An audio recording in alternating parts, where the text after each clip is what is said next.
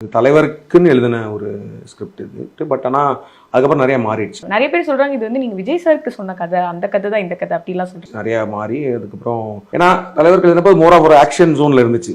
ரிலேஷன்ஷிப்பா இந்த age group fit பண்ண முடியாது. ஸோ அதனால அந்த வேற ஒரு ஜோன்ல இருந்துச்சு. பட் அதுக்கப்புறம் இது வந்து மோர் ஆஃப் ஒரு லவ் ஸ்டோரியா தான் எனக்கு பட்டுச்சு எழுத. ஸோ வந்து வேற ஏதாவது செஞ்சு பண்ணலான்ற மாதிரி சொல்லி ஒரு டிராஃப்ட் எழுதி வச்சுட்டு தான் இருந்தேன். அப்புறம் சூர்யா சார் கேட்கும் போது இட் காட் பர்ஃபெக்ட்லி ரைட். அந்த சாருமே வந்து அதை படிச்சுட்டு என்ன சொன்னார்னா, ஏன்னா அவர் கரெக்டாக கேட்டார். அவர் எனக்கு வந்து ஃபர்ஸ்ட் டிராஃப்ட் படிச்சுட்டு இது நீங்கள் தலைவருக்கு சொன்னீங்களா அப்படின்னு. ஆமாம் சார் அப்படின்னு சொன்னேன். ஏன்னா அப்படிதான் இருக்கு, தலைவர் பண்ண வேண்டிய ஸ்கிரிப்ட் மாதிரி இருக்குது. இன்னும் அந்த கேரக்டர் வந்து ஒரு மோர் வல்னரபிள், நாட் லைக் ஒரு ஹீரோவா இருக்கு இந்த character. It's like more of a கேரக்டரா. இன்னும் கொஞ்சம் it's not that doesn't mean that வந்து அது படத்தில் இருக்கிற மாஸோ ஆக்ஷனோ குறையணும்லாம் கிடையாது. ஆக்சுவலி அதுக்கப்புறம் தான் இன்னும் நிறைய வந்துச்சு.